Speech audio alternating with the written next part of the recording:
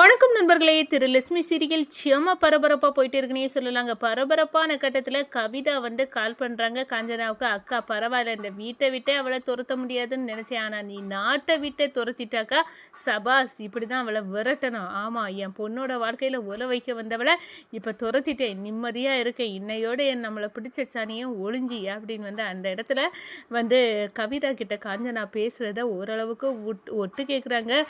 பிரகாஷ் எப்படியாவது என்னதோ ஒன்று இவ பண்ணுறா, அது என்ன விஷயம்னு தெரிஞ்சுக்கிடணும் அப்படின்னு பார்க்குறாங்க. அப்போ தான் குப்பை தொட்டிக்குள்ளே மகா வெளிநாட்டுக்கு போகிறதுக்கான அந்த எவிடன்ஸை ஒன்றை கசக்கி போட்டிருக்காங்க. அதை எடுத்து பார்க்குறாங்க. பிரகாஷ் ஷாக் ஆகுறாங்க.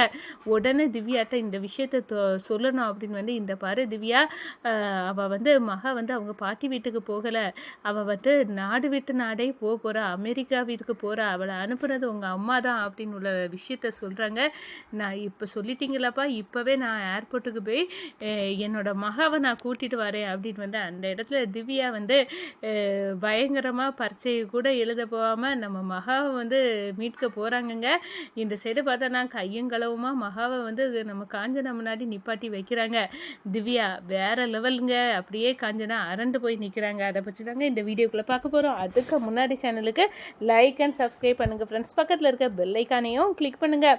அப்போ தான் நான் போடுற ஒவ்வொரு வீடியோவும் நோட்டிஃபிகேஷனாக உங்களுக்கு கிடைக்கும். வாங்க ஃப்ரெண்ட்ஸ், வீடியோக்குள்ளே போகலாம். ஃபஸ்ட்டு எடுத்த உடனே பார்த்தோன்னா நிச்சயமா அதிரடியான பரபரப்பு கட்டம் அப்படின்னே சொல்லலாங்க.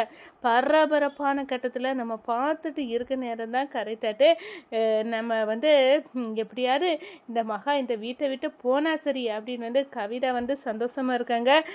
நம்ம மகாவும் நம்ம போயிடணும், நீ திவ்யாக்கா வாழ்க்கைகளை இடைஞ்சல் பண்ணக்கூடாது அப்படின்னு அந்த இடத்துல போயிடறாங்க. மகா அமெரிக்காவில் போயும் நல்லா இருக்கக்கூடாது, அங்கே போய் கஷ்டப்படணும் அப்படின்னு நம்ம காஞ்சனாவின் திட்டம். அதே மாதிரி அங்கே போய் கஷ்டப்படக்கூடிய ஒரு வேலையில் தான் மகா அடிமையாட்டு காலம் ஃபுல்லாக அமெரிக்காவில் செய்யணும்.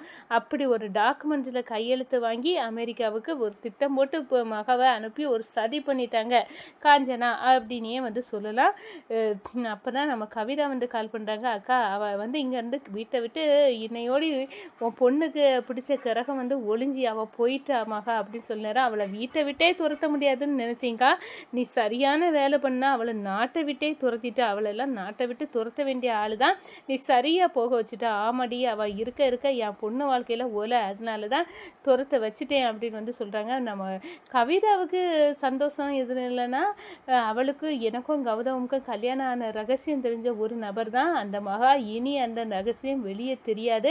அதே நேரத்தில் நான் திருவை கொல்லதுக்கு திட்டம் போட்டேன் அப்படின்னு உள்ள விஷயமும் தெரிஞ்சுக்கிட்டா, திருவை கொல்லதுக்கு இந்த குடும்பத்தை அழிக்க எந்த எல்லைக்கும் நான் போவேன் அப்படின்னு உள்ள விஷயமும் இந்த மகாவுக்கு தெரியும். ஆனால் இன்னையோட இந்த சாப்டர் க்ளோஸ். இனி ஜாலியாக நானும் கௌதமும் திட்டம் போட்டு இந்த திரு குடும்பத்தை அழிச்சிடலாம் அப்படின்னு நம்ம கவிதாவுக்குள்ள எண்ணங்க. இந்த சைடு நம்ம பிரகாஷ் பார்க்குறாங்க. என்ன காஞ்சனா சரி கிடையாது, அதுவும் ஏதோ நான் திட்டம் போட்டு தான் அனுப்பியிருக்கேன் அப்படி இப்படின்னு யாருக்கிட்டேயோ ஃபோனில் பேசிட்டு இருந்தா என்ன விஷயமா இருக்கும் அப்படின்னு நம்ம பிரகாஷ் சந்தேகப்பட ஆரம்பிச்சிட்டாரு. குப்பை தொட்டியில் நோண்டி நொங்க எடுக்காங்க. அப்போனா மகாவை அமெரிக்காவுக்கு அனுப்பக்கூடிய அந்த ஒரு டாக்குமெண்ட்ஸ் அது வேண்டாம் அப்படின்னு குப்பை தொட்டிகளை கிழிச்சு போட்டிருப்பாங்க நம்ம காஞ்சனா.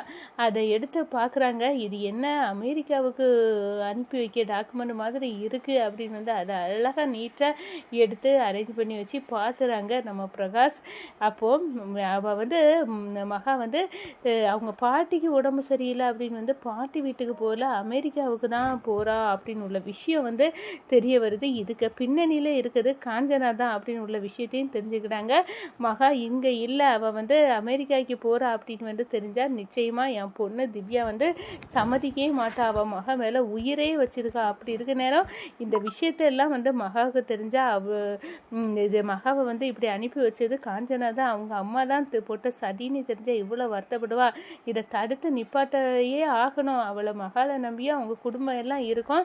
ஆனால் இவ சுயநலத்துக்காக மகாவை பிடிச்சி அமெரிக்காவுக்கு அனுப்ப பார்க்குறா இந்த காஞ்சனா அப்படின்னு திவ்யாவுக்கு கால் பண்ணுறாங்க. என்னம்மா திவ்யா பரிசை எழுதிட்டியா, என்னப்பா என்ன விஷயம் அப்படின்னு கேட்க நேரம், ஒரு முக்கியமான விஷயம், உங்கள் அம்மா மகாவை நீ பரிசை எழுத போகிற சாக்கில் அவள் அமெரிக்காவுக்கு அனுப்ப இப்போ திட்டம் போட்டிருக்கா அமெரிக்காவுக்கு மகாவுக்கு. இவன் தான் டிக்கெட் எல்லாம் போட்டு கொடுத்தா. அந்த எவிடன்ஸை பார்த்தேமா, மகாவை எப்படியாவது தடுத்து நிப்பாட்டு, அவளை மாதிரி பார்க்க முடியாது, அவள் நாடு விட்டு நாடே போகிறா அப்படின்னு சொல்ல நேரம் பயங்கர சாக்கில் இருக்காங்க.